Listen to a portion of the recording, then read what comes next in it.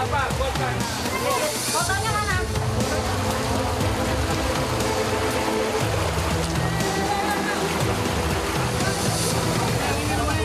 Udah kita turun ya, Bu.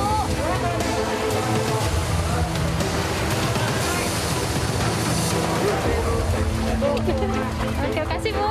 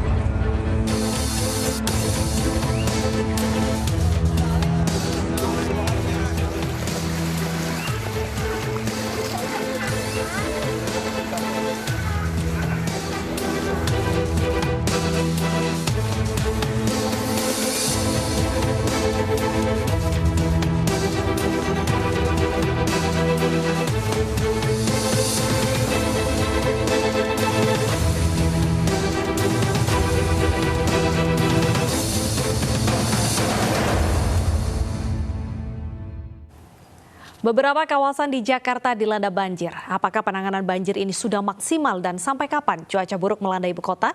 Kami akan membahasnya bersama pengamat tata kota Bapak Yayat Supriyatna dan juga Kepala BMKG Ibu Dwi Korita Karnawati. Kami juga terus menghubungi Kepala Dinas Sumber Daya Air DKI Jakarta Bapak Joani Yusuf untuk membahas masalah ini. Kami akan menyapa terlebih dahulu para narasumber kita pada sore hari ini. Selamat sore Ibu Dwi Korita. Selamat sore Mbak Deta, Assalamualaikum warahmatullahi wabarakatuh. Waalaikumsalam. Dan saya juga akan menyapa Pak Yayat. Selamat sore Pak. Selamat sore Mbak Deta, Mas Davi. Assalamualaikum warahmatullahi wabarakatuh. Waalaikumsalam. Pertama saya akan ke Ibu Dwi Korita terlebih dahulu. Curah hujan dengan intensitas tinggi masih terjadi Bu hingga hari ini. Sampai kapan prediksinya curah hujan yang cukup buruk ini melanda ibu kota Jakarta Ibu? Untuk curah hujan yang lebat, ini kami memprediksi masih dapat terjadi secara umum hingga tanggal 21 Februari dan dapat disertai dengan angin kencang atau kilat petir terutama pada saat dini hari. Namun setelah tanggal 21 sampai 22 kami prediksi intensitasnya mulai melemah. Jadi yang dari lebat menjadi ringan hingga sedang. Kemudian setelah tanggal 22 yaitu tanggal 23 hingga 25 Februari akan terjadi peningkatan intensitas lagi dapat mencapai lebat dan juga disertai kilat petir dan angin kencang terutama pada malam dan dini hari. Demikian, namun secara umum puncak musim hujan, ini saat ini Jakarta sedang mengalami puncak musim hujan, secara umum baru akan berakhir akhir Februari sampai awal Maret, demikian. Baik, Ibu Rita, apa sebenarnya yang menyebabkan curah hujan begitu tinggi?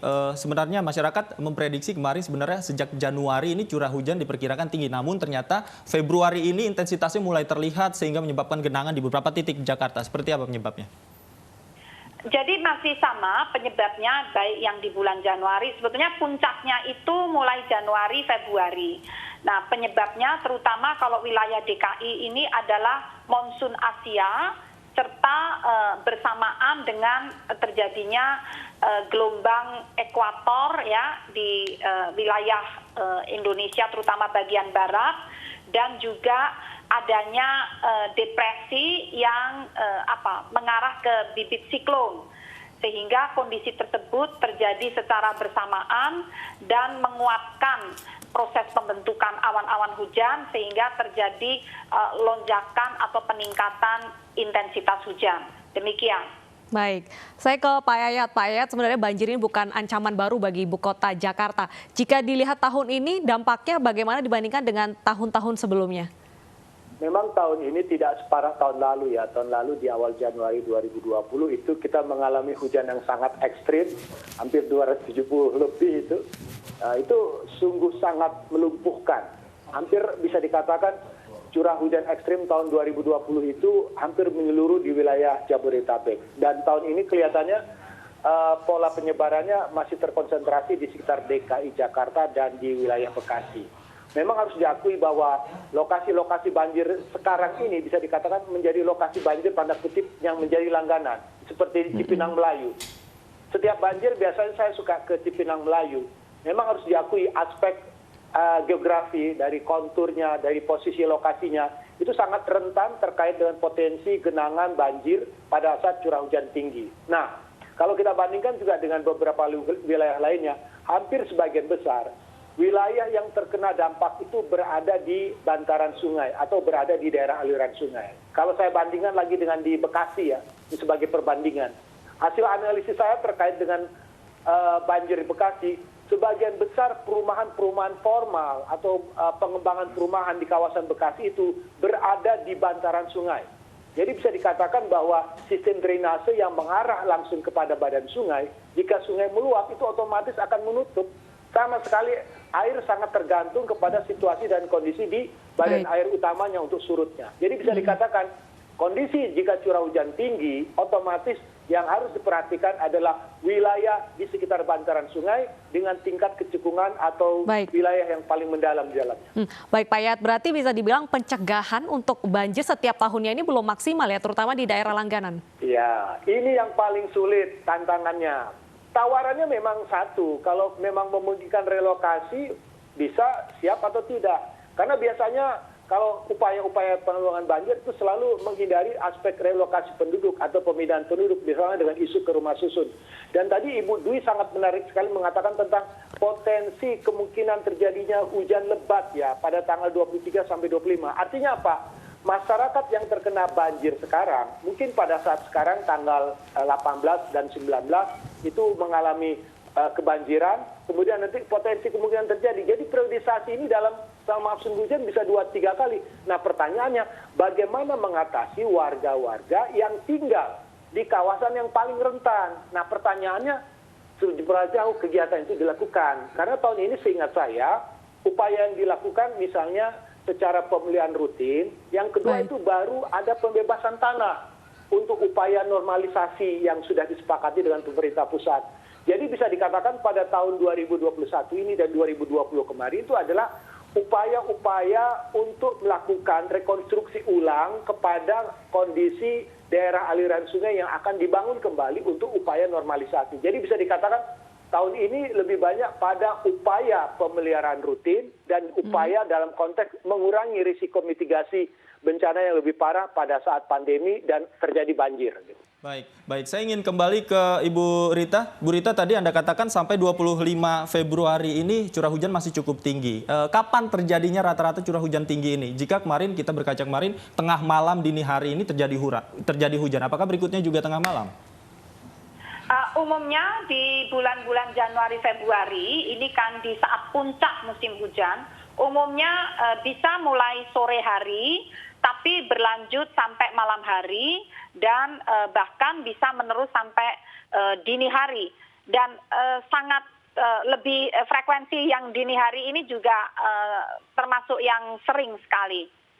Tidak hanya di Jakarta, di wilayah lainnya pun demikian, di Semarang dan beberapa wilayah lain di Indonesia juga demikian. Karena untuk pembentukan awan-awan hujan secara maksimal itu memerlukan waktu saat masih ada matahari, terjadi penguapan dari pagi sampai siang harinya. Baru siap untuk menjadi awan-awan hujan itu sore hari dan mulai terkondensasi turun sebagai hujan itu mulai malam, bahkan bisa menerus sampai dini hari karena kapasitas atau volume awan hujan yang masif. Demikian. Baik. Ibu Rita dan Pak Yayat, kita tahan terlebih dahulu. Kita lihat terlebih dahulu bagaimana kondisi terkini banjir khususnya di Cipinang Melayu, Jakarta bersama rekan kami Menia Mutiara dari sana. Menia, seperti apa kondisi di Cipinang Melayu hingga sore hari ini?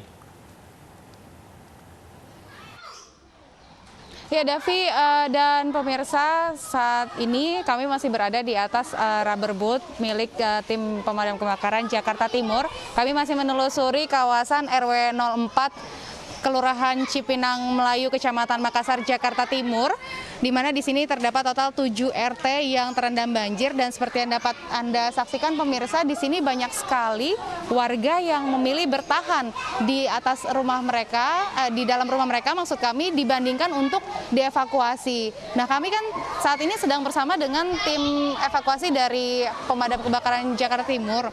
Saya akan ngobrol-ngobrol dengan salah satu tim pemadam kebakaran di sini yang saat ini sedang bersama kami. Boleh ke sebelah sini sebentar. Halo, selamat sore Mas. Selamat sore Mbak. Mas boleh sebutkan dulu namanya dengan Mas siapa Mas? Nama Eko Cahyadi dari Dinas Pemadam Kebakaran Jakarta Timur. Oke, Mas Eko, dari tadi kita lihat kan kawasan ini sudah banjirnya tergenangnya sangat variasi sekali ya. Kalau Mas Eko sendiri dari jam berapa sih di sini? Saya dari Pemadam Kebakaran Jakarta Timur dari jam 8 pagi. Sudah bersiaga dari pagi ya. Tapi penyebab dari terjadinya banjir di sini apa tuh Mas? Luapan Kali Sunter. Dari luapan Kali Sunter, karena memang lokasi pemukiman warga ini berhimpitan ya Mas ya dengan kali. Oke. Lalu sudah mengevakuasi berapa warga kira-kira Mas dari pagi tadi hingga sore hari ini? Dari pagi hingga sore ini ada 30 keluarga, terdiri dari balita 5 orang, ibu 20 orang, laki-laki 5 orang. Ada kesulitan nggak sih Mas ketika mengevakuasi warga di sini, atau kenapa mereka lebih banyak yang memilih untuk tinggal di rumah mereka? Kalau dapat informasi dari warga, warga berpikiran akan surut, jadi bertahan. Lebih baik bertahan daripada mengungsi. Oke, artinya ternyata benar sekali medan di sini cukup bervariasi ya Mas Eko. Sempat agak nyeblos dikit karena ketinggian air juga nggak bisa diprediksi ya Mas ya. Sekarang saat ini surut, Iya, betul. nanti tinggi lagi begitu ya Mas ya. Nah, kalau kita lihat di sini banyak sekali aktivitas warga yang masih ada di rumah mereka. Selamat sore Ibu, kami dari iNews. Ibu, maaf saya akan menghampiri Ibu sebentar. Ibu dengan Ibu siapa ya? Ibu kenapa memilih masih ada di rumah nih Bu? Orang saya ngungsi di atas, Mbak. Oh, oke, baik. Saat ini kondisi listrik belum juga padam ya Bu ya? Ibu tidak khawatir Ibu kalau kondisi listrik seperti ini? Enggak. Oke, baik Ibu, terima kasih atas waktunya ya Bu. Semoga lekas surut dan lebih membaik lagi kawasan di sini. Ya pemirsa, itulah tadi kita sudah berbincang dengan tim evakuasi di kawasan Cipinang Melayu, juga dengan beberapa warga di sini.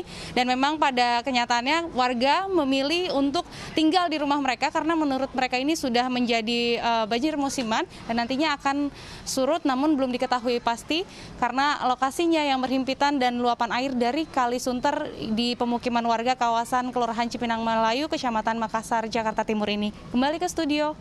Baik, terima kasih Meni yang melaporkan langsung dari Cipinang Melayu, dan kita pemirsa akan kembali berdiskusi dengan Pak Yayat dan juga Bu Dwi Korita. Saya akan ke Pak Yayat. Pak Yayat, pada awal Februari lalu Gubernur DKI Jakarta ini sempat membanggakan Cipinang Melayu tidak terendam banjir. Namun faktanya sekarang terendam banjir cukup tinggi. Apa yang sebenarnya menjadi problematika dalam mengatasi banjir di kawasan langganan ini? Sebetulnya yang menarik begini, kalau misalnya Cipinang Melayu bagian dari bantaran Sungai Sunter, Kali Sunter. Kali Sunter itu kan sudah disodet dengan banjir Kanal Timur, Kanal Banjir Timur lah gitu. Sebetulnya ada 6 sungai di wilayah timur yang bisa dikatakan akan sangat terbantu dengan banjir Kanal Timur gitu. Tapi pertanyaannya, mengapa tidak terjadi kenaikan muka air yang sangat signifikan di wilayah banjir Kanal Timur? Karena persoalannya apakah ada hambatan, apakah sistem drainasenya yang punya masalah, atau ada persoalan terkait dengan Kali Sunternya yang mungkin belum dinormalisasi gitu, atau belum dinormalkan kondisinya. Jadi wilayah-wilayah yang menjadi kantong-kantong banjir sebetulnya di sepanjang bantaran Kali Sunter, Kali Cipinang dan sebagainya, dengan di-cut dengan banjir kanal itu sebetulnya bisa lebih cepat surutnya. Tapi pertanyaannya, ketika Pak Gubernur menjanjikan 6 jam, tentu harusnya ada argumentasi. Apa pertimbangan 6 jam? Tadi kalau statement yang saya sempat kutip mengatakan, kalau intensitas di bawah 50 itu ibaratnya genangan harus cepat hilang. Tapi kalau misalnya antara 50 sampai 100 dan kategori hujan lebat itu potensinya adalah bisa hilang dalam 6 jam. Pertanyaannya, apa yang harus dilakukan untuk di Cipinang Melayu ini? Apakah ada pompa-pompa yang bisa dengan kapasitas besar menyurutkan? Tapi kalau volume airnya besar, mungkin perlu waktu berjam-jam itu. Tapi untuk membantu boleh lah. Artinya supaya warga yang menunggu ini tidak terlalu lama. Kita ketahui ini PLN masih menghidupkan ya lampunya ya. Mungkin masyarakat masih bisa terbantu. Tapi kalau dimatikan, kalau ada yang bahaya, ini otomatis malam hari pasti gelap gitu kan. Ini lebih rawan lagi. Jadi saya menyarankan antisipasi kita adalah jika bisa dibantu ya dengan mobil pompa atau apa. Tapi saya belum tahu ini mobil pompa bisa datang atau tidak ke lokasi tersebut. Kapasitasnya berapa besar untuk mempercepat air itu surut dan sebagainya. Jadi kelihatannya untuk Cipinang Melayu ini itu sangat tergantung kepada kali utamanya yang di Sunter itu. Kalau dia menyusut, insya Allah air pun akan lebih cepat. Baik, oke. Saya akan ke Ibu Rita terlebih dahulu. Tadi menyatakan bahwa curah hujan tinggi diprediksi dini hari. Wilayah mana saja Ibu yang akan sangat rawan beberapa hari ke depan sampai tanggal 20-an Februari? Kalau di Jabodetabek itu ya Jakarta, kemudian Bogor, Bekasi, dan juga Tangerang Selatan ini masih perlu mewaspadai hal tersebut. Bahkan juga Kerawang itu juga perlu mewaspadai potensi adanya hujan ekstrim, paling tidak sampai awal Maret. Meskipun di bulan Maret itu sudah bukan puncak musim hujan, namun hujan ekstrim masih bisa terjadi. Hanya kejadiannya tidak sesering di bulan Januari, Februari. Demikian. Baik, terima kasih Ibu Diko Rita. Mudah-mudahan ini menjadi informasi penting khususnya bagi warga Jabodetabek untuk menghadapi curah hujan yang tinggi. Pak Yayat juga terima kasih sudah bergabung bersama kami di iNews Sore. Selamat sore.